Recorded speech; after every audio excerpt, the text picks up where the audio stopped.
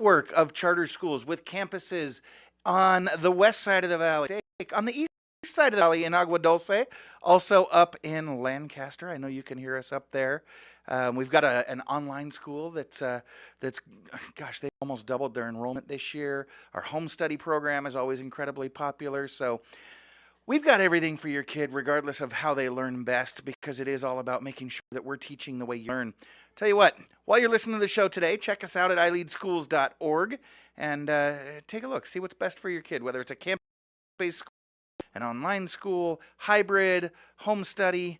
Again, we've got everything for every child's needs at iLeadSchools.org. So, yeah. We keep our eye on education here in Santa Clarita and across the nation, but like the show says, we keep our eye on the valley as well, bringing you everything that you need to know about what's what here. And you know, we like to goof and giggle a little bit, lighten the air here in the studio, and hopefully lighten up your Friday. So you know my mantra, if you can't laugh while you're doing it, you probably shouldn't be doing it. We're looking at a great show today. We're going to dive right in. In just a moment, we're going to catch up with Carl Goldman, of this station here at KHTS. The annual KHTS Home and Garden Show is coming up in just a few weeks, and so we'll preview that for you. And if we have time, I know a lot of you have been following Carl's health situation for the past 5 years or so. So if we've got time, we maybe Carl will share a little bit of an update. Then at the bottom of the hour, we will speak with our state senator, Suzette Valladares. I haven't spoken with Suzette in a little while. Haven't spoken with her since she got elected to the Senate, but we've got a lot to talk to her about. And then in hour number 2, we'll talk to the high school team at iLead Agua Dulce. I just mentioned them.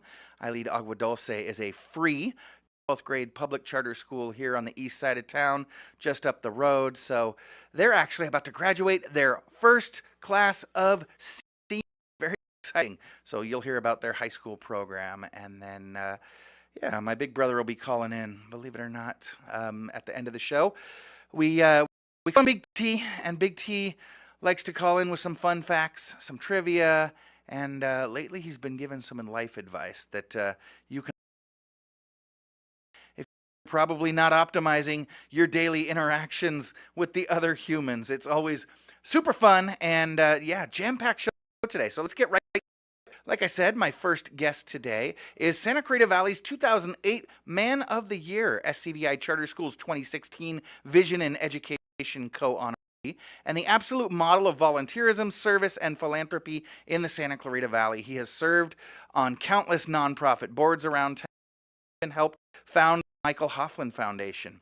He and his wife Jerry are co-owners of KHTS, your hometown station. That's right, he is Carl Goldman, and if I kept on mentioning all that he's done and continues to do in our community, we would never get to the interview portion of the show.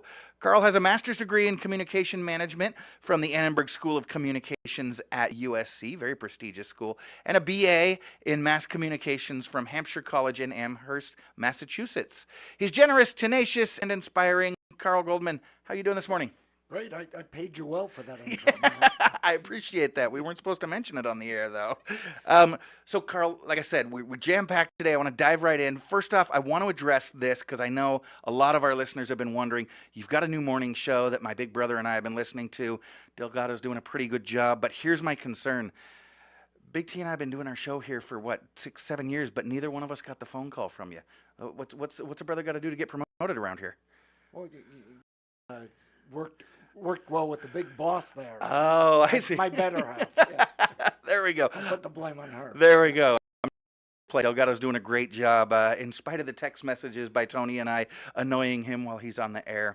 So, but you've got your annual Home and Garden Show coming up. So, first of all, for those who maybe new to town, I can't imagine anybody who's been around for more than a few years wouldn't know about the Home and Garden Show.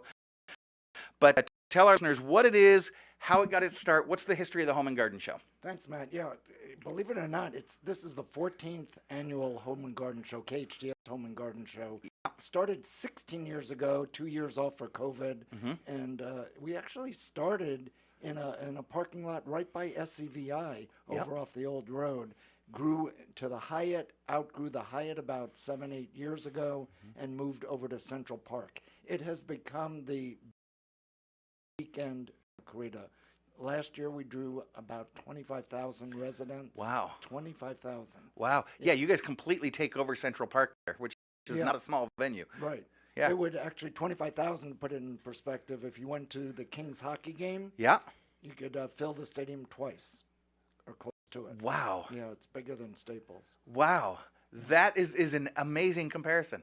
Yeah. That's incredible. So we have over 400 vendors. It's something for the entire family. So while the anchor is a home and garden show with products covering the whole range of your house and your yard, we also have a big arts and crafts area with over 100 exhibitors. We have a big kids area, plenty of stuff to do for the kids. Gilchrist Farms has their petting zoo, their pony rides, pig races. They set up a special butterfly tent that's just filled with hundreds of butterflies, courtesy of the Santa Clarita Water Agency. Lots of stuff for the kids.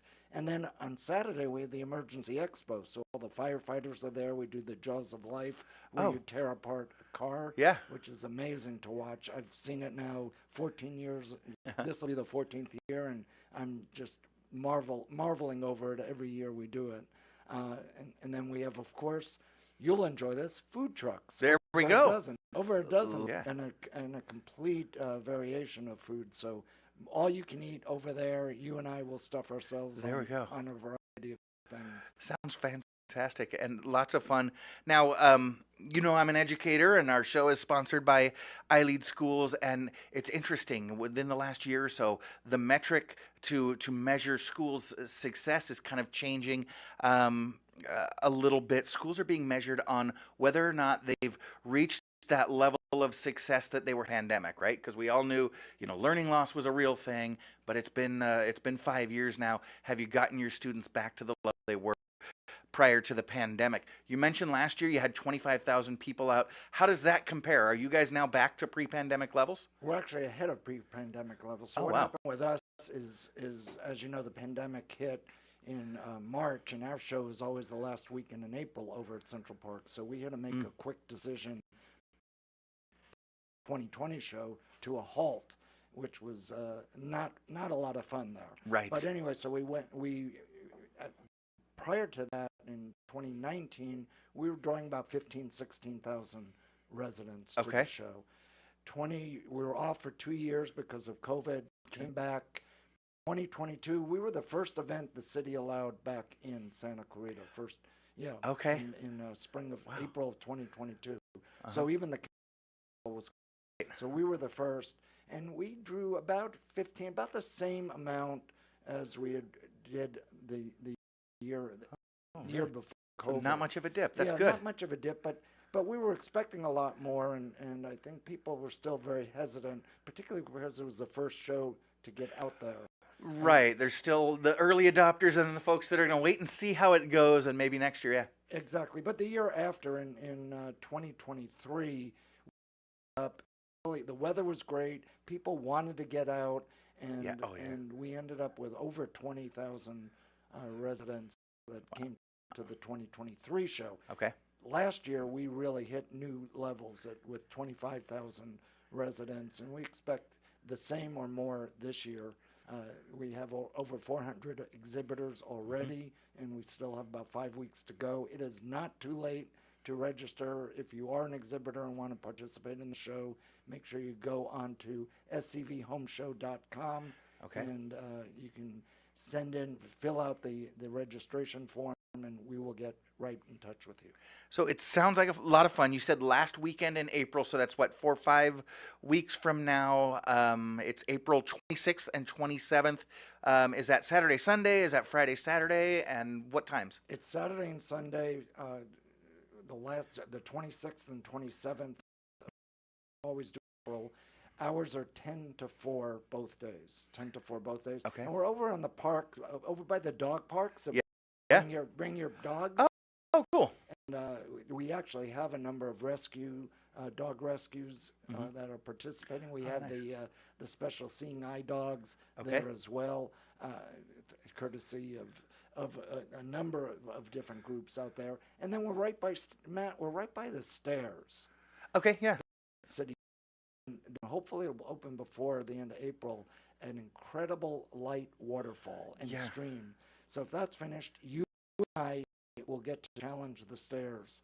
Well, now that they've before got that. the electrical run, I'm waiting for the city to put in the escalator. There we So go. yeah, we'll You get and up I there. will do the escalator. Yeah, absolutely.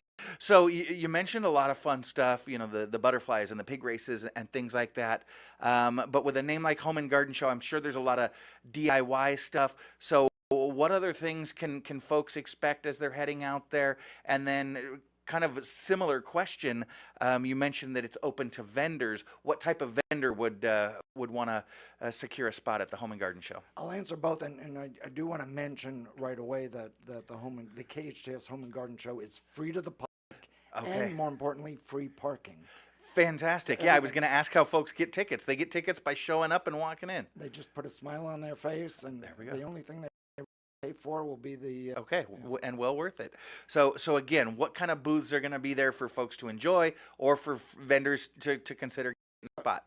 So Matt, we really have a wide variety of vendors, and one of the things we've done early on from the first show on is we had attended a bunch of shows around the state prior to that, and you'd walk into a show and there might be 18 different solar vendors or 18 water purifying vendors. And we realized that was not the way to go because it confused the public, it bored the public, and more importantly, it also diluted the potential leads that a vendor got. So we limited it. So we could very easily fill up with we fill up with solar 1 week after the last show. So at the beginning of May, we'll be done with the 5 solar vendors.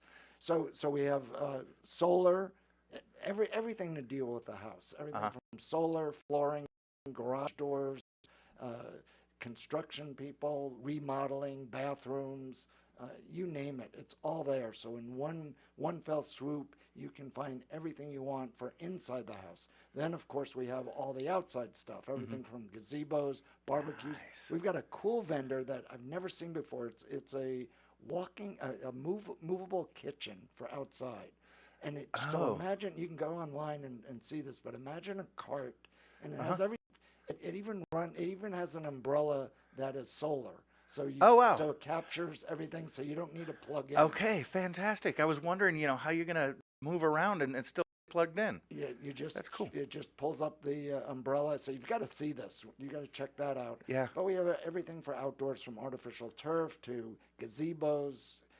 Ulrich Barnes will be showing and displaying a variety of their special units now. And I just visited one of their unit, converted in the backyard by a pool area into a bathroom that is beautiful. Nice. Yeah. Nice. Beautiful. Really cool. So, again, KHTS Home and Garden Show, April 26th and 27th. You said 10 a.m. to 4 p.m. I can't imagine, with 25,000 people or more expected to be there, any business that wouldn't want to show up, whether you're a new business, a restaurant in town, a nonprofit or community organization. You're going to want to get the word out. A great opportunity that's just kind of bringing thousands and thousands of people to Central Park on April 26th and 27th. Again, where do folks go to get more information? SCVhomeshow.com. SCVhomeshow.com. And then lastly, Carl, we've got a couple more minutes. And I know a lot of people have been following your health situation, and you've been so open and honest with your story. It was exactly 5 years ago that we were all kind of being shut down in the pandemic and complaining about it. But you talk about lockdown. You were basically in solitary confinement after being one of the first people in the world to COVID. And then you've chronicled your journey both with COVID and Guillain-Barré syndrome. Can you give our listeners a little bit of an update? I know folks want to know how you're doing all the time. Sure, thanks, Matt. Yeah, my condition started from the shingles vaccine, believe it or not, which is also an artificial vaccine. It's not quite the same as COVID, but artificial, and it paralyzed me, almost killed me. 2020, I was hospitalized for most of the year, not because of COVID, even though I got to experience the 2 months of COVID isolation. Yeah. But that was the whole. But anyway, I recovered thanks to my wife pushing me. I got out of a wheelchair a year later. I walked the walker now. You and I are going to do the stairs. There we go. All right. But I am able to move around, even though I have a walker and braces on my feet. I'm paralyzed still from the hands down, so I type with one finger. Okay. But when So do I. No shame in it. Yeah, and when you and I last spoke, I couldn't even peel a banana or open a baggie or button my shirt. Yeah. And I can do all those things now. I still have challenges, but I keep improving. Fantastic. It's a slow progress, but glad to hear that you're doing well, and I know our listeners will be. It's always a question. Anytime I mention I've been over at the station, the first thing people ask, how's Carl doing? So glad to hear that you're doing well. Carl, thank you so much. Again, the KHTS Home and Garden Show coming up April 26th and 27th at Central Park. Go to not hometownstation.com. The website? Well, SCVhomeshow.com. SCVhomeshow.com for more information to attend or to secure a spot as a vendor. Carl, you have a great weekend. We've got Senator Suzette Valladares calling in just a couple minutes when we get back, so you stay tuned. I am Matt Watson, and this is SCVi and iLead School's Eye on the Valley. You're listening to your hometown station, KHTS. Welcome back. You are listening to KHTS, your hometown station, 98.1 FM and 1220 AM. This is Matt Watson, and you are listening to SCVi and iLead School's Eye on the Valley. Well, my next guest is joining us now. She grew up in the San Fernando Valley, the granddaughter of a farm worker who worked alongside Cesar Chavez. Suzette Martinez Valladares, if we're going with the full government, built a career around serving her community with a passion for early childhood education and advocacy. Early on, she worked for former Congressman Buck McKeon. She was honored as an SCV 40 Under 40 by the Santa Clarita Business Journal, and she served as the executive director of Southern California Autism Speaks, as well as CEO of the Little Steps of Faith preschool and childcare facility. She represented you as your assemblywoman from 2020 to 2022. Then back in November, she was elected to the state Senate seat previously held by the retiring Senator Scott Wilk. She's bold, brilliant, and a really cool hang. She's one of my favorite Senators, Suzette Valladares. Welcome back to Eye on the Valley. Oh, thank you so much, Matt. And wow, that was a mouthful. Are sure that seat sounds like somebody much older? Right? But, young folks like you can get elected to those seats now. So I'll take it. Thank you so much for that kind introduction. Of course, and thank you for joining us this morning. I know you're on a tight schedule, and we've got a lot we want to talk to you about, so let's just go ahead and dive right in. So first off, as I mentioned, you previously served a term in the state assembly, so you're familiar with the workings in Sacramento, but now you're in the Senate term. How are you finding serving in the Senate compares to the assembly? Oh, man, that's a trick question because while sometimes it feels longer, I've only been in the Senate for about 3 months now. Yeah. And there are actually pretty significant differences. I'm working with a smaller body and a smaller amount of colleagues. So in the Assembly, there were 80 members. In the Senate, there are 40 members. It is much more procedural, which is actually, I think, really good because it does help us bipartisanship and collegiality on the Senate side. Okay. The Assembly side is, a little more rowdy, if you would. But I represent 1 million people. Oh, wow. So the job is actually a lot busier because I have so many people that I'm representing. Yeah. But I am, and really it is an honor to be able to be a voice for our community on so many issues impacting our community in California. Well, and we appreciate you representing us so well. Now, you've lived in this district, I believe, your whole life. You've run a business, you own a home, but Senator, things are getting tough for Californians with prices skyrocketing across the board. What are you working on in Sacramento to help Californians be able to, basically stay here to afford the cost of living? Yeah, Matt, I really saw my election last November as a pretty clear mandate from our community that they want me to choose of the cost of living. Everything just costs so much. I mean, you name it, from gasoline to groceries to utilities to rent, housing, insurance, everything it seems like perpetually going up, and we continue to struggle every month. And I believe that my election was a pretty clear mandate that that's what people wanted me to work on.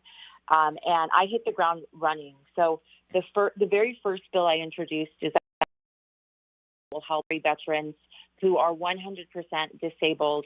We want to exempt them from paying property taxes. Oh, they fantastic. literally have given and sacrificed for our freedom, and I feel like they shouldn't be worrying about being homeless because they can't afford to own a home or to pay their mortgage bill. So that was one of the very first bills I introduced. I also introduced legislation to exempt our military veterans from personal income tax. I co-authored another bill that will help our senior citizen homeowners in looking at their homeowners tax exemption as well. I joint authored a bill that is actually a bipartisan bill, and both President Trump and Vice President Kamala Harris supported it. No tax on tips. If we want to really help with our working class community, our service industry, then it's pretty simple. No tax on tips. I also authored another bill that will exempt small business from the franchise tax fee that we as business owners have to pay every single year, $800. And I think that if you're a micro-sized business and a small business doing work and employing people in our community, that's an easy. I have a list of quite a few other bills, but I won't go into all of them. But if you're not, for those listening, if you're not on my email list, we do an awesome weekly update on the bills that I've introduced and I'm supporting. And you can please go to our website at SD23. It's the California Senate website and sign up for my email list. Fantastic. Yeah, and I get those emails all the time. You do a great job keeping your constituents informed. I know one of your priorities also is access. California offers so much, but not everybody has access to everything in order to get a leg up, or whether it's open a business, own a home.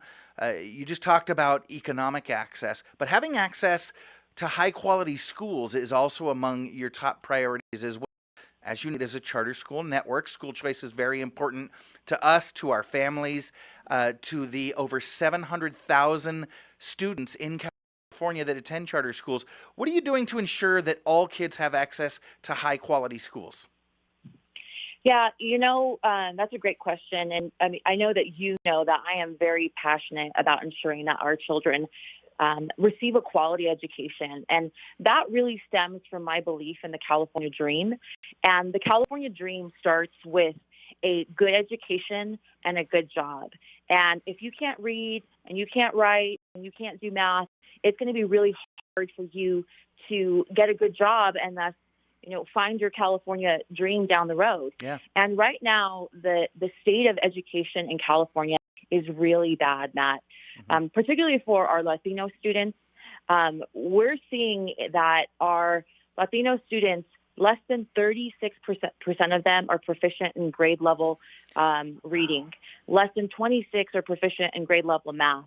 And when we look at California as a whole, we're behind states like Mississippi in our fourth grade reading scores. Ridiculous. That's completely unacceptable to me. And, so for me, education is a serious component of my legislative package and the bill that I'm supporting. Just a couple of days ago, I am a co-author and conference with my colleague, Senator Shannon Grove, on SB 64. And that bill would implement school choice and let parents use their tax dollars, up to $8,000 of their tax dollars, to follow them. I'm the mom of she's going to be 8 years old, and I can't believe that. Wow. But I blinked. And I know through my own experience with her, she learns differently. And we know so much about children and how they learn, 100 years later, yet our education system isn't growing with our growth and knowledge of education. And so for me, it's important that kids and parents be able to find a school that meets their children where they are at. And that shouldn't be determined by your zip code. It should be determined by what best fits your kids.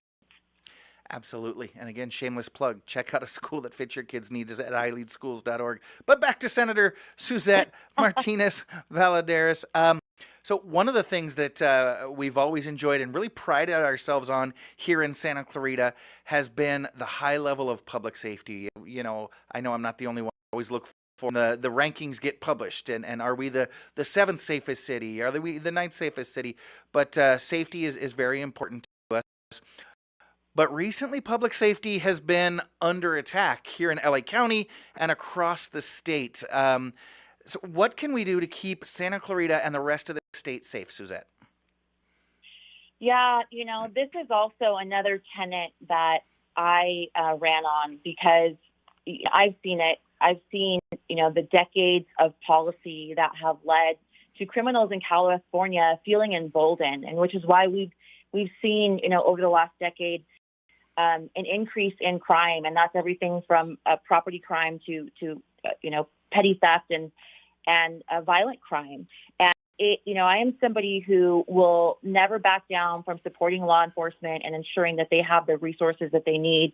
And I'm someone who will never back down from supporting victims, ensuring that our victims have more rights and justice than it seems that we give to criminals nowadays. Yeah. But I'm not the only one that feels that way. This past November, Proposition 36, which overturned Proposition 47 and increased penalties for theft, increased penalties for drug dealers, and mandated that you either pick, if you're a drug abuser and crime, there comes a point where the courts get to tell you now with Proposition 36 passing that you either get to go to jail or you get to go to rehab.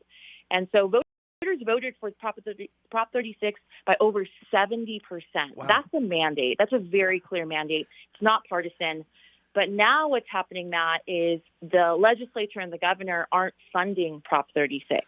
Oh. And I think, it's an abdication of our responsibility if we don't fully fund that, pushing really hard to fund that. And I have other bills that I've introduced that will support victims of violence, because this is the type of fight we need.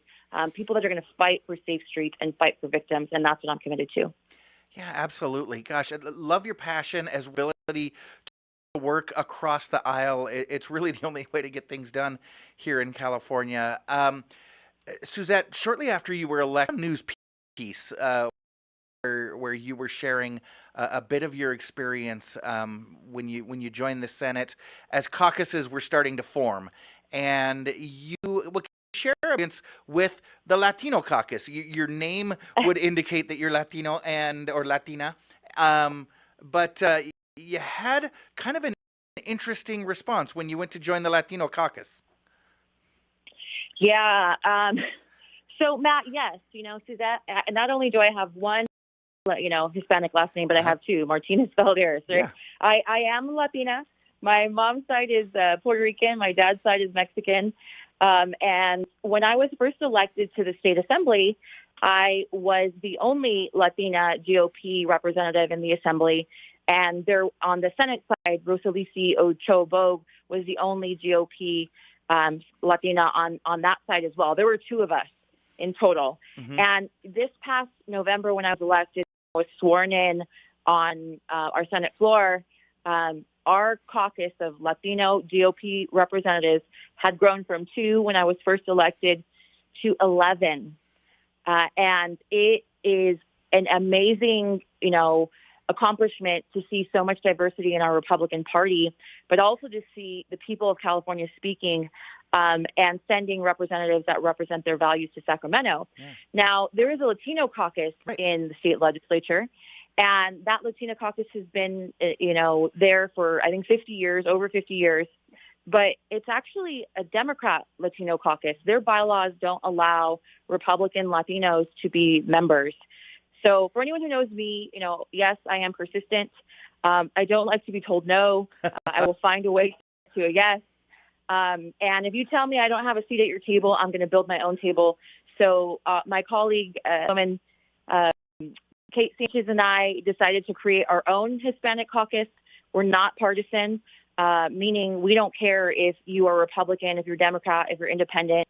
If you want to work on the issues that are impacting the Latino community, which is ensuring that we're passing policies that actually bring about economic opportunity, if you care about Latino homeownership, and you care about success in education, and you care about reducing the cost of living for working families, and work on those policies, then come to our caucus, because that's what we're working on. And I don't necessarily need permission to do something. I was elected to represent a district of 1 million people. Yeah. And, I'm getting to work doing that regardless of whether or not someone wants to allow me in their caucus. Well, and by what you were saying, it sounds like it needs to be diversified. It needs to be, all parties, all backgrounds, serving the interests of Latinos. Can you explain maybe why that's changed? You said that you were the only GOP Latina representative in Sacramento when you were in the assembly when you first started, but now that's grown quite a bit. What's causing the shift among Latino voters? Well, Matt, it's a really interesting time in the U.S. and I think even in California, and we are seeing a huge shift in Latino voters and, where they are aligning their political perspectives. And what's super interesting is that in California, President Trump picked up an additional 10 counties in California. And those counties were all inland counties, right? Working class areas that ended up voting for Donald Trump. And a lot of them are Latinos. We picked up 2 assembly seats in the Inland Empire, Jeff Gonzalez, Leticia Castillo, that were in seats that were predominantly Democrat and held by Democrats for years. I think the voter registration in both of those seats, the Democrats have a 14-plus voter registration advantage in those seats. Yet Latino voters, because those districts are also majority Latino, vote Republicans. And we're seeing that voters' eyes are opening and they're realizing and recognizing that when you have, here in California, when you have one-party rule, you get one set of ideas. And that doesn't best serve, I think, California. We need policies that are well thought out, that look at, the gamut of working-class people, and not just through the lens of the very wealthy elite that have access to legislation. Sure. And so I think we're seeing a shift in Latino voters, which is why, and more Latino candidates that are saying, hey, I don't feel like I'm being represented and I'm going to run. And these are the policies I care about and the issues I care about. And our issues and our solutions are resonating with voters. And I think this is, this just wasn't just one cycle. I think it's a new trajectory for the electorate here in California. Senator Suzette Valladares joins me this morning. She is working hard in Sacramento to make California affordable again, representing each and every one of her 1 million constituents. Much more with the Senator when we get back. I am Matt Watson, and you are listening to SCVi and iLead Schools Eye on the Valley on your hometown station, KHTS. Welcome back. You are listening to KHTS, your hometown station, 98.1 FM and 1220 AM. This is Matt Watson, and you are listening to SCVi and iLead Schools Eye on the Valley. I'm joined this morning by Senator Suzette Valladares, representing over 1 million folks here in the Santa Clarita, Antelope Valleys. What else, Suzette? North San Fernando Valley. You're all over the place. I'm guessing you're putting a lot of miles on your car lately. You know what? I have been, but I'm in Sacramento Monday through Thursday, so I'm building a lot of mileage on Southwest is what I'm doing. Perfect. So again, I want to go back to education. Obviously, that's the issue that's near and dear to our heart at SCVi and iLead Schools, and you're working on a bill that would advance the cause of CTE pathways. That's short for career and technical education. So that our listeners understand what we're talking about, can you explain what CTE, career technical education, is, why it's important, and then what this bill would do? Yeah, so, when I was in high school and growing up, Matt, and I'm sure you and even your parents, like my parents, there were a lot of classes that taught actual trades or skills in high school. Yeah. My dad never graduated high school, but he first engine for a 7 Chevy when he was 15 years old after taking an auto shop in high school. Oh, wow. And he was able to build a career, because of a class we took in high school.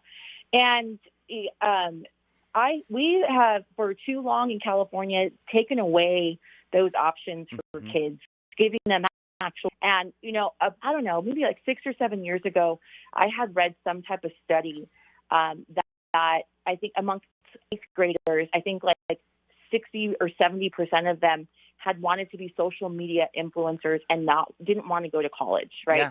And I kind of chuckled, but our students, our kids, not everyone wants to go that 4-year university, master's, PhD route. They want a skill that will give them a good job when they get out of high school. And those have been fewer and fewer opportunities here in California, with the exception of some of our amazing charter schools I know that invest in those types of learning experiences and skills. So that is going to, with the objective of doing just that, it's going to expand opportunities for high school students by making it a requirement that they take one semester of a CTE course or class so they have exposure to high-paying, in-demand jobs. And that's really important. It's important for student success. It's important to give kids skills, but it's also important for our workforce and for, our high schools and even community colleges are trying to find opportunities and career pathways that make sense for good jobs in our community. And I know all too often our kids like to leave our community. We want them to stay here, right, to be a part of the workforce and be close to their families, but they need good jobs and good skills to do that. Absolutely. And it's the idea of shop class, it's yes, and it's preparing kids for and high-paying jobs, which is why at our schools, again, shameless plug, Suzette, we're offering career and technical pathways in arts, media, and entertainment, aerospace, sports medicine, game design, education, nutrition. So thank you very much for your support up in Sacramento. This is what legislative leadership looks like, ladies and gentlemen. So, Suzette, I was reading about you in the news. You're in the news quite a bit. You mentioned a couple of bills that support veterans, and one of them that was in the news lately was the Home for Heroes Act. I believe it's SB 23. Is that one of the ones that you mentioned previously? Yes, sir. And I talked about my Home for Heroes Act, and I'm on 8 committees, Matt, and I serve as the vice chair of the Revenue and Taxation Committee, which is where I also presented my very first bill, which was the Home for Heroes Act, just last week. And it did pass our Rev and Tax Committee because it's not partisan, right? Like, we know that, one, our veterans, our military are not partisan. Right. We have Democrat veterans, we have Republican veterans, across the gamut. And they have done and sacrificed so much for our community. We also happen to live in a community that has a high percentage of veterans and in a county that is very expensive to live in. So again, to come back to, my idea for the bill was pretty simple. We need to be helping veterans to stay in their homes, and it's so expensive to live here. So if you're 100% disabled, you should not be taxed on. You should not have to pay property tax. And my bill can actually go beyond just giving that exemption to 100% disabled veterans, but also to their spouses or partners, because if something's veteran, their spouse or family should not lose that exemption when they sacrifice so much for our country. Senator, we've got about 30 seconds left before I know you have to bounce. You were recently named Republican Caucus Whip. What does that mean to you? Yes, sir. So I'm, honored to serve in the state Senate in the Republican caucus, and now in a new leadership role. And it's going to be my job to our votes to make sure that my colleagues know what our priority bills are, and they're voting, for the issues that Californians sent to Sacramento to represent them on, and really also working across the aisle to secure votes for important pieces of legislation, secure votes to kill really bad pieces of legislation. So I'm going to have that responsibility on the floor. I'm looking forward to it, again, to being an impactful voice for our community in Sacramento. Senator Valladares, getting things done, and I know you've got to run because you've got a busy schedule. You're working hard for your people. Thank you for joining us this morning. We appreciate it. You be well. Thank you so much. I'll see you soon. You take care. Senator Suzette Martinez Valladares, your California State Senator, working hard up in Santa Clarita and here as well. Hopefully we will have her back real soon because we've got a lot more that we want to talk to her about. She is representing California's 23rd Senatorial District and working hard for your family, for all families. So we do appreciate that. If you just joined us for the Senator's interview earlier in the show, we spoke with KHTS station co-owner Carl Goldman. They are coming up on the 14th annual KHTS Home and Garden Show. So again, you can check out details on the KHTS Home and Garden Show at Santa Clarita homeandgardenshow.com. When we get back, we will be speaking with the high school team from iLead Agua Dulce. iLead Agua Dulce is kind of period of growth. They were founded in 2018 as a TK through 6th grade school and have grown one grade every year. They're our first group of seniors this year, so we will talk about that. We will speak with the high school leadership at iLead Agua Dulce when we get back. Stick around, you won't want to miss it. I am Matt Watson. You're listening to SCVi and iLead Schools Eye on the Valley on your hometown station, KHTS. Welcome back and happy Friday. You are listening KHTS, your hometown station, 98.1 FM and 1220 AM. This is Matt Watson, and you are listening to SCVi and iLead School on the Valley. Joining me now is the high school leadership team from iLead Agua Dulce. Stephanie Byrne is a high school teacher with her undergraduate degree from Long Beach State. In 2024, she was nominated as the best guest here on Eye on the Valley. She's got amazing energy, and working with high schoolers, she really needs it.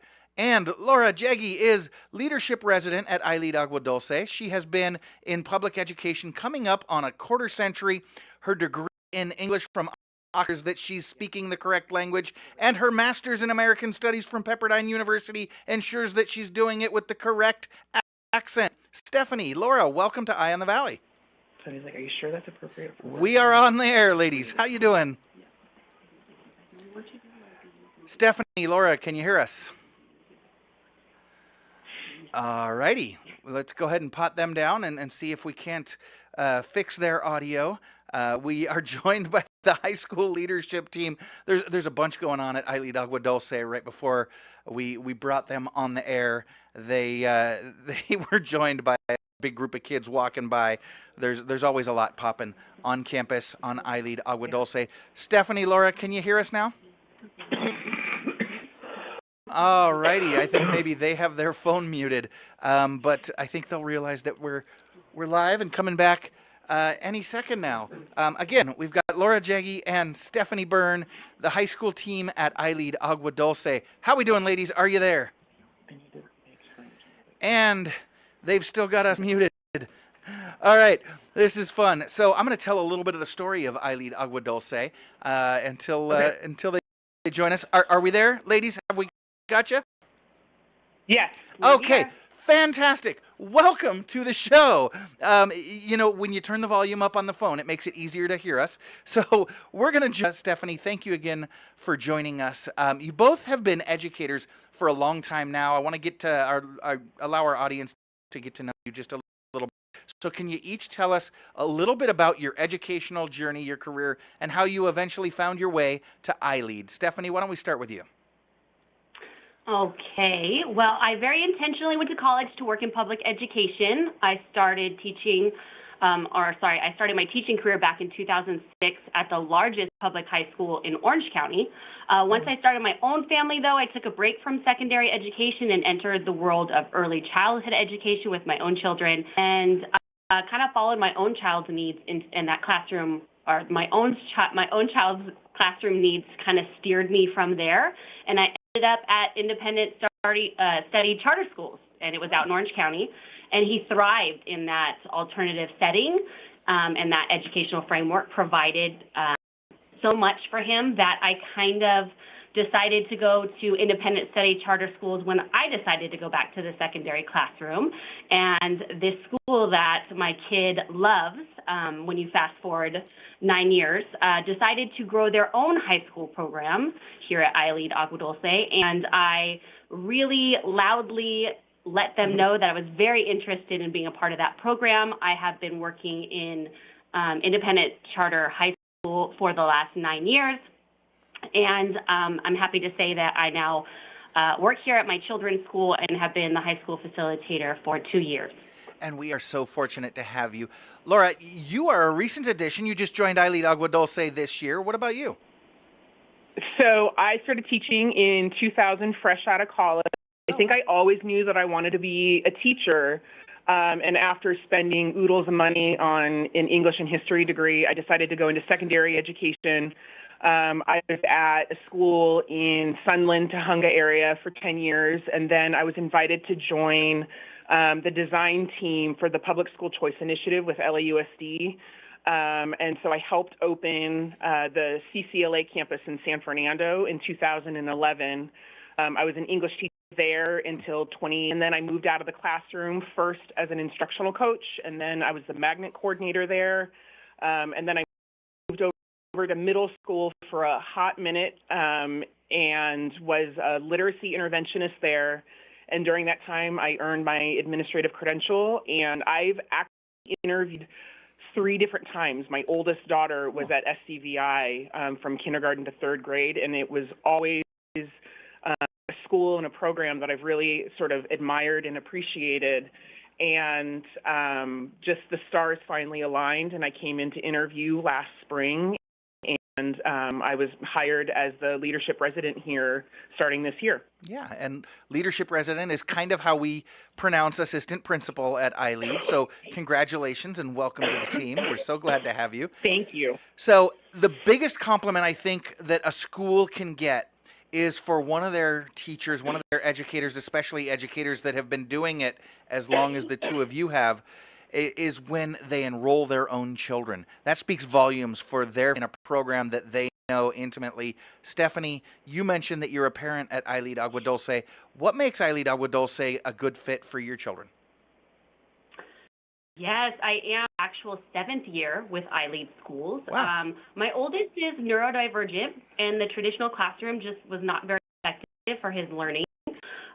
So navigating education for him has been a journey, but in this project-based program we have here, he's been able to find a safe and fun space to learn world high-interest content, which is what he needs. Mm-hmm. He was a 5th grader when we came to iLead, and now he is currently a junior in high school, 11th grade, which is crazy.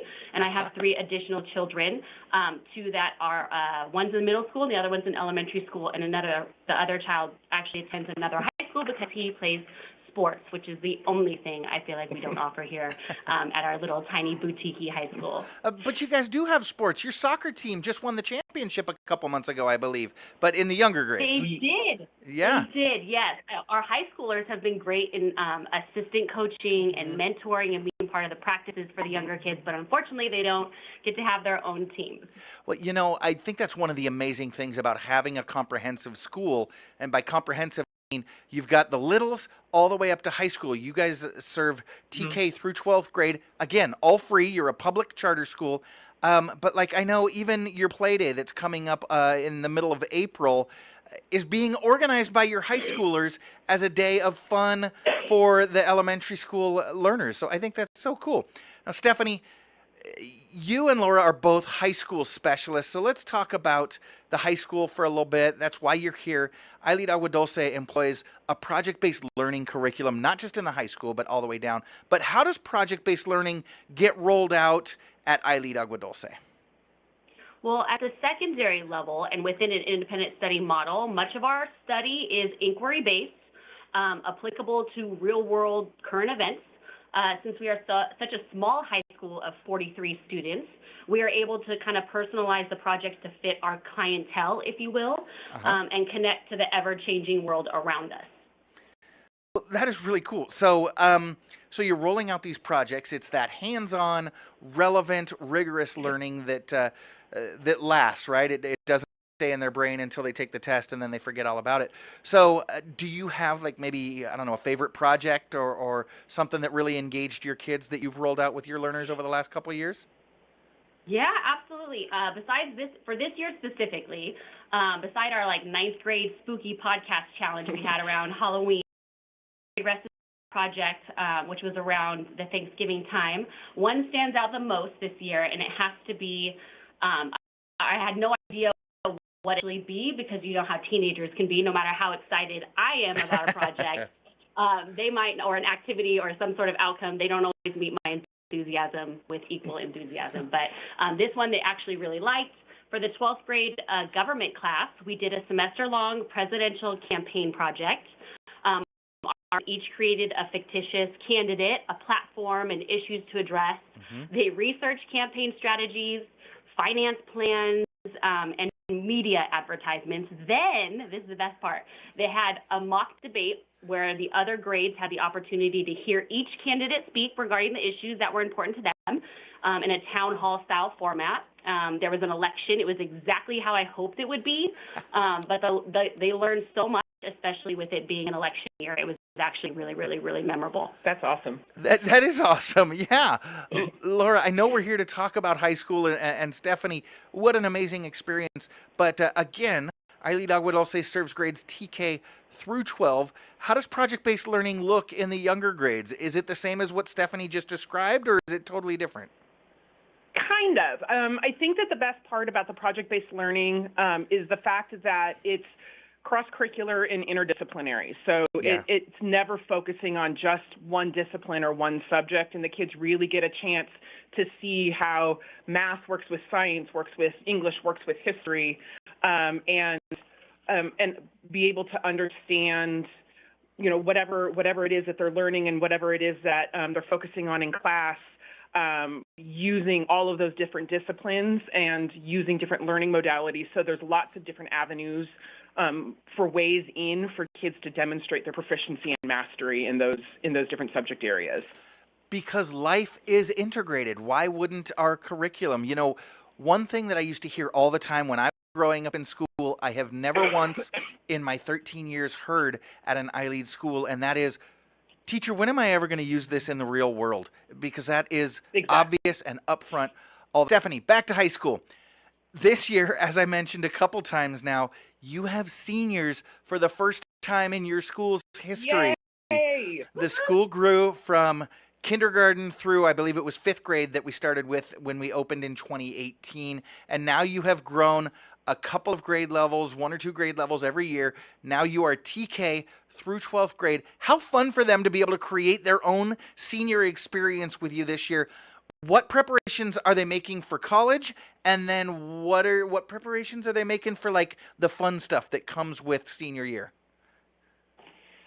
Gosh, you know what? This is a talented group of ladies that we have as a senior class. They have big dreams and they plan to reach them. I've been watching them through the college application process and the FAFSA process and the things that they need to do to bridge from high school to their next adventure. And it's been really fun, also very stressful for them. But since there's just 4 of them, we really get to be by their side with their parents going through this together. And then we also get to see kind of the outcomes, the fruits of their labor, if you will. So recently, a couple of them have let me know that they've been receiving acceptance letters for college, and 2 of them have actually committed to Otis College of Art and Design, which is a really well-renowned art school here in LA, which is really exciting. But they also had offers to Cal Lutheran and had presidential scholarship offers and interviews coming. CSUs and UCs still waiting to hear from. I know one is holding out for her dream school, but every letter she's receiving is an acceptance letter. So it's been really fun to see that. They're kind of an anti-group, these 4 ladies. So the way they've chosen their senior milestones is very personal to them, and it fits because they're pretty tight. We also have an 11th grader who is set to graduate early, so she's kind of joining the fun, and it's been really fun. They're looking forward to grad night and their ceremony coming. Well, that is so cool. And getting into college, getting scholarship offers, and and all kinds of cool things like that. You mentioned, as a school gets founded early on, those groups are small, and what an amazing way for your kid to a highly personalized education. So, Laura, tell us about the school overall. And I know you're a high school specialist as well, but you work with the entire school. What's the overall vision for the high school education at iLead Agua Dulce?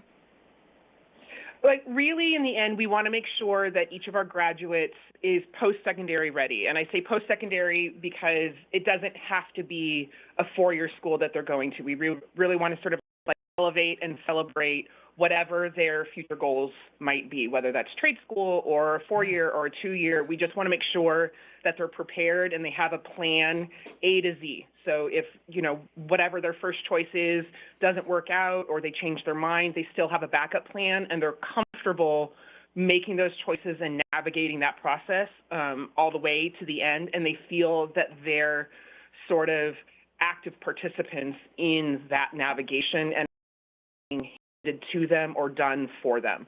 So when they walk across the stage, they're ready to go and they have the skills that they need to be successful in whatever their future is going to hold for them. That is so important. Just last hour, I was talking to our state senator, Suzette Valladares, and she was talking about a CTE, Career and Technical Education bill, that she's moving forward in the state Senate. And I know you guys are working to build your CTE programs because you're right. Kids take different paths after they graduate high school. So, Laura, can you describe what that looks like? How does iLead prepare students for college, for career, and for life?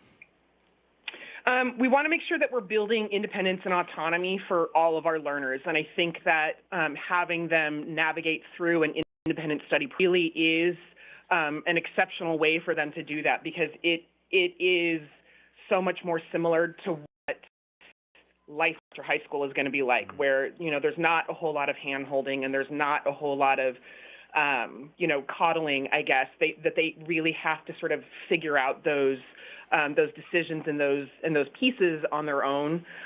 We want to make sure that, again, the kids feel equipped to make those decisions on their own and feel confident in the choices that they're making.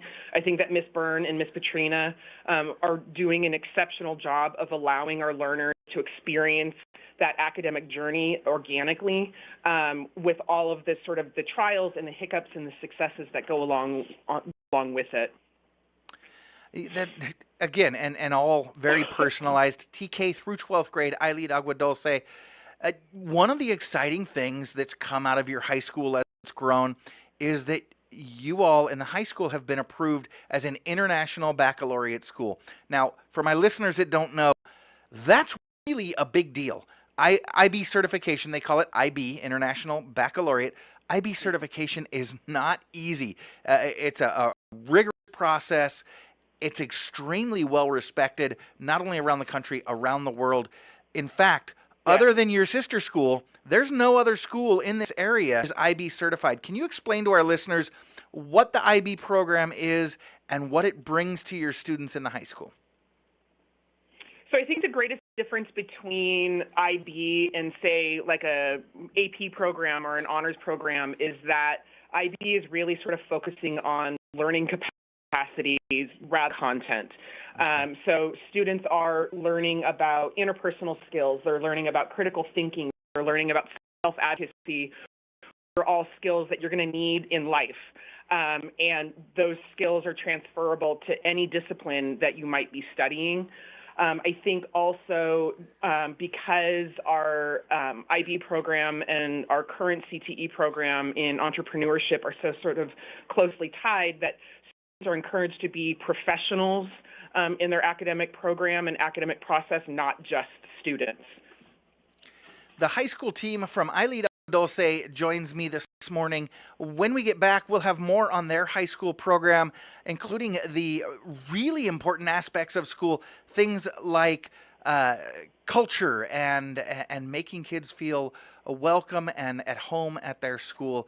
We'll talk more when we get back. I am Matt Watson, and this is SCVi and iLead Schools Eye on the Valley, and you're listening to your hometown station, KHTS. Hey, welcome back. You are listening to KHTS, your hometown station, 98.1 FM and 1220 AM. This is Matt Watson. You are listening to SCVi and iLead School's Eye on the Valley. I am joined this morning by high school teacher Stephanie Byrne and leadership resident Laura Jaggi, both with iLead Agua Dulce. iLead Agua Dulce was in 2018 serving children in kindergarten through 5th grade, but they've added a couple grades every year, and this year their first grade group of seniors is graduating the high school. So exciting. Laura, so I mentioned culture before we took a break. Learning is, by necessity, a social experience, and culture is such a huge part of how we're able to accomplish so much at iLead Agua Dulce. Definitely. Any parent who's ever had a child who's struggling socially at school understands they ain't going to be learning. So how does iLead foster a sense of community and collaboration among its students? So I think really the main thing that comes to mind for me is the idea of voice and choice. Like, truly all of the learners are encouraged and expected really to be actively involved in the learning process. They not only have to know the things, but they're expected to think about and think about what they know and question and, make connections that wouldn't necessarily always be, obvious, I guess, in a traditional or a more comprehensive learning environment. I think that project-based learning really sort of fosters collaboration and community at every opportunity. Everybody has something to contribute here, whether it's whatever piece that they're doing for a project that they have in class, or a club that they're going to start after school, or a pop-up fundraiser that they're going to have on campus. Like, everybody has something valuable to add to the school, and it's encouraged by everybody at every turn to sort of make this campus be unique and special. So, Stephanie, in order to build that culture in the classroom, there's no way that you can do it without first building a strong relationship with your learners. So what's the relationship like between the facilitators, that's what we call our teachers, what's the relationship like between teachers and students at iLead? How do you support individual student needs? Well, I would say the unique nature of independent study is that you have one facilitator and a counselor, and then you have a support staff that will be consistently by the learner's side the entirety of their high school career, which is extremely unique in comparison to a traditional setting where you have lots of students in the room all the time. And I think having that one-on-one opportunity and time frames that's consistent, it's an opportunity to get to know your kids and build that relationship and know what makes them tick, know what they want to do in life. School is just, boxes to check to what is more important later. Right. So really just kind of honing in and getting to know the kids, I think, is really, really, really helpful in building that relationship and that atmosphere that allows for learning. Yeah, and that's not easy. We talked before about how high schoolers can be challenging. Not that they're a rough group necessarily, but they're savvy, right? They know what they want, and they know when you're faking it, right? So getting them to engage can be a challenge, but it is absolutely essential in order to get them to kind of go deep in their thinking. So how do you encourage student creativity and critical thinking in the classroom? Well, I'm a lifelong learner myself, Matt, and I think I have absolutely zero issues modeling vulnerability and getting uncomfortable and doing those things so they can see that it's okay and this is a space to fail forward, make mistakes, learn, because that's the process, right? So I think once they try to get uncomfortable and they see that I'm willing to and their classmates are, it just creates an environment where they're willing to kind of put their best foot forward and try to see what's going to happen. Making learning visible. Yeah, that's so important. And, we were talking about kind of the ethos of the school, right? Things like culture and the family feel and things like that. But the one thing that folks immediately comment on when they step on campus is the physical environs, right? iLead Agua Dulce is in a pretty unique location. So how does the surrounding environment influence the learning experience there on campus? So Agua Dulce itself is a very sort of tiny and close-knit community. And it really, everybody that I've met here really supports that idea of community, that everybody knows everybody else, everybody is here to sort of help each other out and sort of move the ship forward as a collective. There's very much a hometown feel on campus. Some of the learners that we have here have literally grown up together from diplomas. Oh, wow. I think that as much as possible, our school community has really made the campus to feel like we're an extension of the larger Agua Dulce community. Yeah, absolutely. And they do so by dropping off critters, right? Yes. So we're in the middle of our expansion project on that. Our cow, our alpaca, our goats, our 2 pigs, and our flock of chickens are all on vacation right now while we build our new animal environment down in our valet park and wait area. It's going to be awesome. And then, Laura, I understand that for when they come back, hopefully it'll be able to debut for the play day on April 18th at iLead Agua Dulce. You're working on a project to make those chickens just slightly more terrifying. So Miss Byrne and I were thinking, because chickens are dinosaurs, and I look out my window, my office window every day, and I see them running around on the outdoor classroom yard, and I think it would just be fantastic that we use the 3D printer in the Exploratorium and make velociraptor arms for our chickens, and we could have like a costume party or something like that for our play day debut.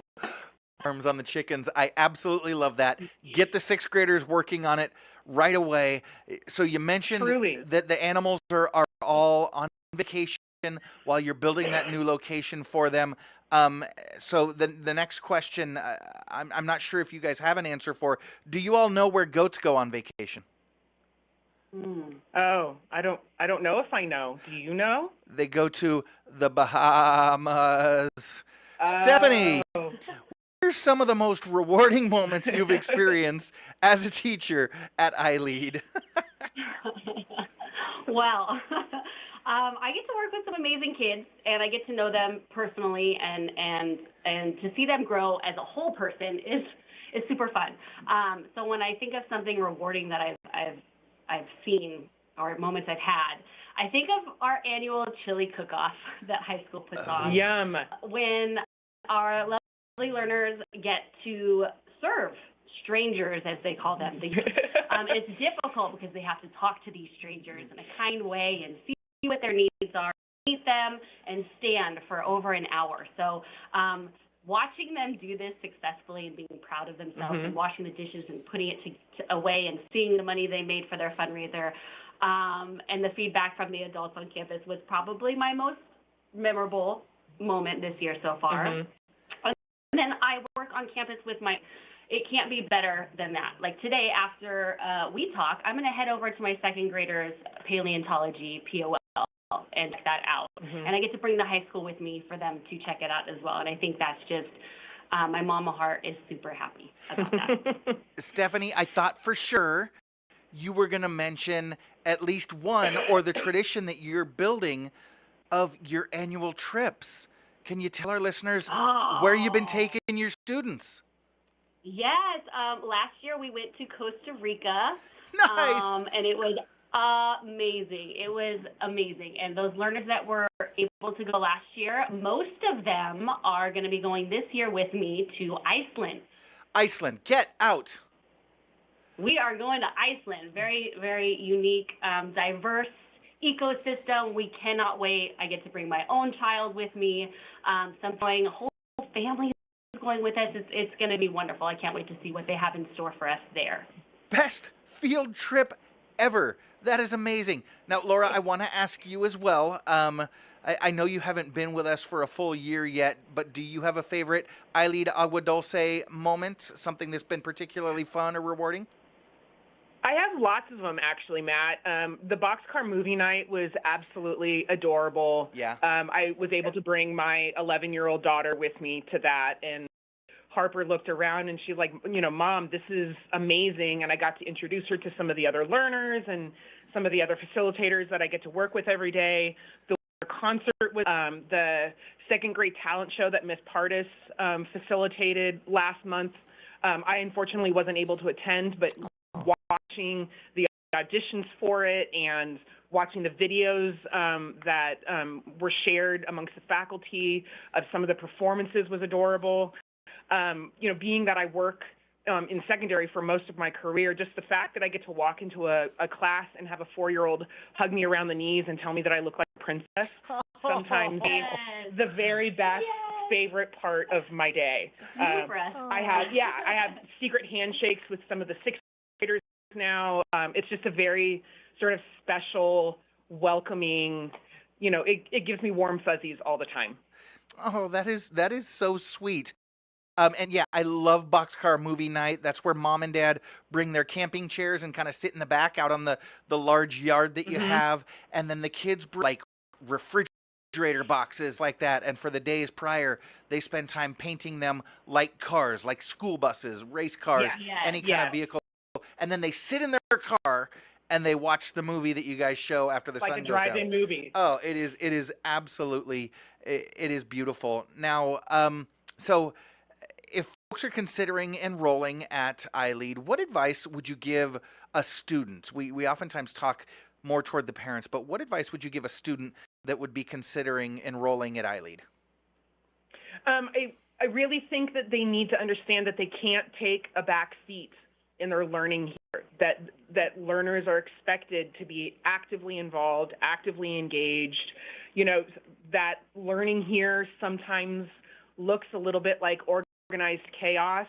Sometimes it's messy, but it's not students sitting in rows, bubbling in, scantrons, answering questions quietly in a classroom, that it's organic and it's fun and it's crazy, and that they need to be ready to sort of like jump in with both feet, I think. Stephanie, any advice from you? I would say come down and check it out. Don't build it up in your mind what it might be. Just come see what we offer here, and kind of it's extremely unique. And I love seeing the teenage response when they walk in the room. And then we also have a high school information night coming up, right, Laura? We do, actually. On April 14th, we're hosting a prospective high school family night for anybody who might be interested in our independent study program to come in and talk. Check it out. Yeah. What do we have to offer? What does the space look like? What are you looking for? What do we support our clientele, as I like to say? Fantastic. So that's high school information night at iLead Agua Dulce, April 14th at 5 p.m. Ladies, I'm convinced. How do I enroll my kid? How do I get to that high school information night? How do I get more information if I want to get more information? So the clock's ticking, actually. Today is the last day to fill out your application for a spot. If parties like yourself, Matt, want to go to iLeadAquaDulce.org, all the information can be found there in the link to fill out an application. On March 28th, we'll be running our lottery to find out which applicants will be offered seats and which applicants will be on our waiting list next year. We actually have a huge number, an overwhelming number of applicants that we weren't really anticipating for our TK and kindergarten program, which is so this year we have about 370 learners enrolled. Next year we're looking at about 400, which is super exciting. Oh, wow. Glad to hear that you're able to open up spaces. But Laura, you put a little pressure on parents. The deadline to apply is today, so they have to aguadulce.org. But I know that there's parents that are going, shoot, I don't know. I need to talk to my wife. I need to talk to the kids about it. We need to take a tour, but we have to apply today. I'm going to give them a little bit of a hack. It costs nothing to apply. There's no down payment. There's no application fee. Apply today, then go take a tour. Go to the high school info night on April 14th. talk to the staff, get into the classrooms, and then if you change your mind, you just pull your application. No harm, no foul. Absolutely. The only restriction, the only requirement is that you need to be an LA County resident. There we go. And you know what? I tell you what, why don't we invite folks from adjoining counties as well? Kern County, Ventura County, San Bernardino County, Orange County. If you can drive to iLead Agua Dulce, you can enroll your kid. But you got to fill out the application today. Fill it out today at iLeadAguaDulce.org. And Princess Laura with iLead Agua Dulce's high school program, thank you so much for joining me this morning. I know you've got class, so get back to it. Get to work, ladies. Have a great weekend. Thanks, Matt. Happy Friday. Happy Friday indeed. And happy Friday to you. You know what? They're going to work, but you need to stick around. When we get back, we've got Big T calling in. He's got life advice that, frankly, you had better not follow. And trivia questions that will keep you confused. What can I do? He's mom's favorite. Stay tuned. I'm Matt Watson. This is SCVi and iLead School Eye on the Valley on your hometown station, KHTS. Welcome back. Michelle's pointing at me. I'm like, what for? You are listening to KHTS, your hometown station, 98.1 FM and 1220 AM. This is SCVi and iLead Schools Eye on the Valley. I am your host, Matt Watson. And now it is time for... Actually, you know what? Stop the show. Stop the show. Can we do that? Can we stop the show?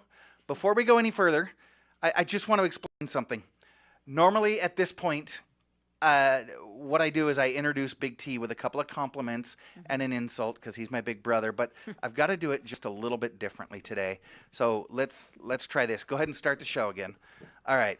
Welcome back. You are listening to KHTS, your hometown station, 98.1 FM and 1220 AM. It is the Zany Morning Zoo. This is SCVi and iLead Schools Eye on the Valley. And now it is time for Big T's 5 Minutes of Fame. Y'all know Big T. Big T is an executive and philanthropist. He's an amazing father, husband, and dog dad. And despite how I razz him every week, he really is one of the smartest people that I've ever met, and he is the greatest big brother a guy could ever have. Maybe that's why he's mom's favorite. Big T, welcome to the show.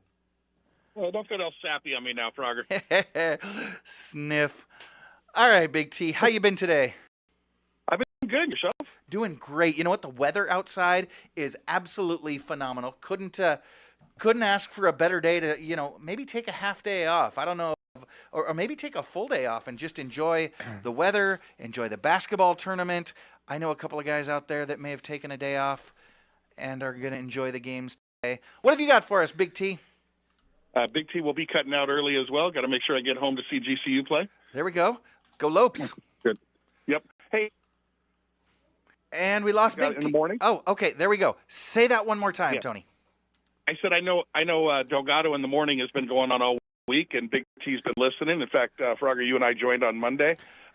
He's doing a solid job, but I got a question. No podcast. No podcast. You it is in the works. You get no podcast. So it is coming along. We have a podcast, Frogger, and he's making way more than us. Right? That's so yeah. But it is in the works. You're going to be putting the pod up soon? Yes, sir. Wherever podcasts can be found. All righty. Again, and that's Delgado in the morning. That's Good Morning Santa Clarita, 7 to 9. 7 to 9. Yes. 7 to 9 a.m. Monday through Thursday. Yeah. And we cut you short on Fridays, 7 to 8 on Fridays. Yeah. So make sure you check it out. Delgado is spinning the hits and keeping you up to date on your morning drive.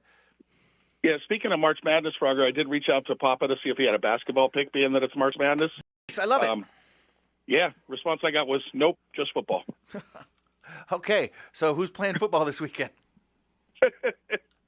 No. All right, I got a couple of life recommendations for you, work-related, if you guys are interested. Oh, tune in, Jen. Turn up your volume. Great. Perfect. I know Jen loves these. So if you ever get caught sleeping on the job, just slowly raise your head and say, in Jesus' name, amen. Yeah, that's true.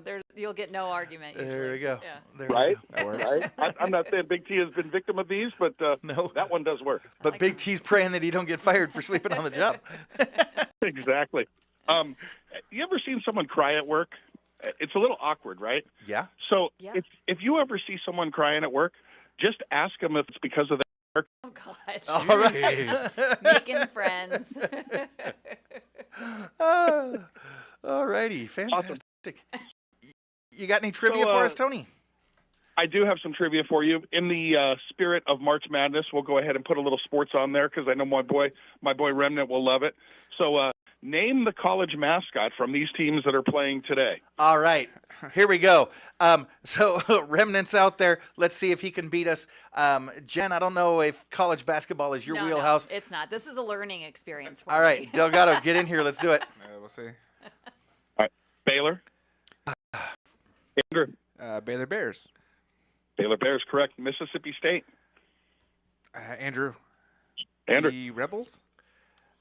No, that's Ole Miss. Not the Purples. It's Ole Miss. Oh. Is it a... Okay, Frogger, if you don't got nothing, Andrew's back on the board. Okay. Go Bulldogs. Bulldogs is correct. It is the Bulldogs. Man alive. Alabama. I'm giving him half a point because that was his second one. Frogger. I go Andrew. Okay. Frogger. You like how I boxed you out on that one? That would be the Crimson Tide. That is correct. Iowa State. Andrew. Andrew. The Cyclones. Cyclones is correct. Lipscomb. Frogger. Frogger. The Friars. Okay. Yeah. Incorrect. You got an Andrew or no? Oh.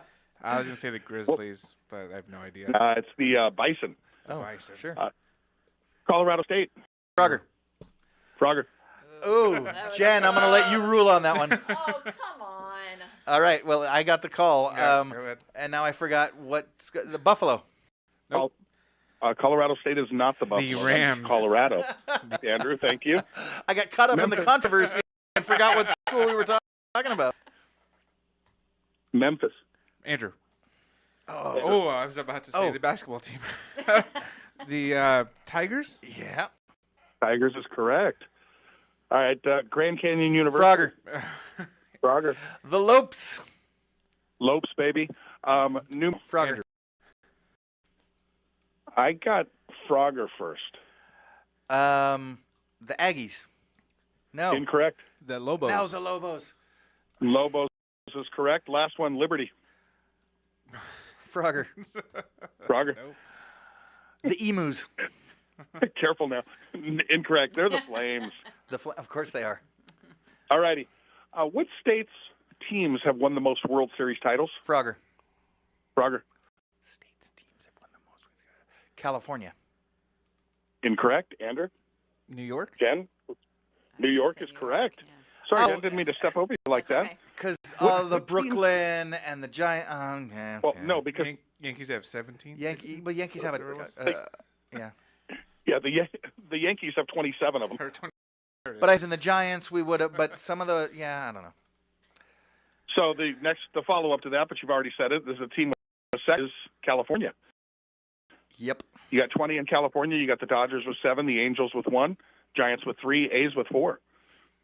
The A's have Right. more championships than the Giants. And thank you, Cindy. Yeah. Correct. But thanks for Diego playing, was friends. there. Nice job. What state's team has won the most NBA championships? Andrew. Andrew. Massachusetts. Massachusetts. Good pull. What state has the most Super Bowl titles? Frogger. Andrew. Frogger. California. California is correct. Yay! Good call. What state is second with the most Super Bowl titles? Frogger. Frogger. Massachusetts. Incorrect.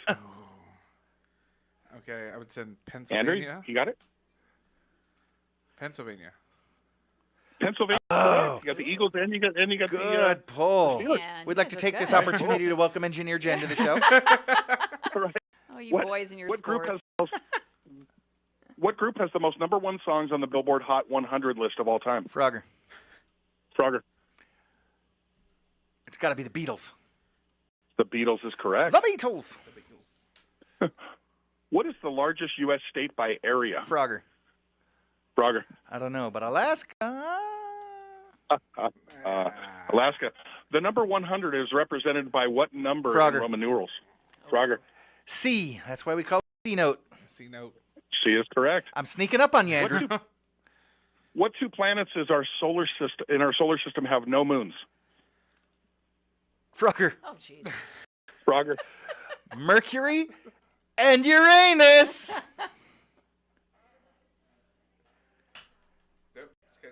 I think T hung up on me for that comment. That's why he picked that It was question. a legit answer. He did that on purpose. He really did. Tony, you there? It's cutting in and out. Oh, jeez.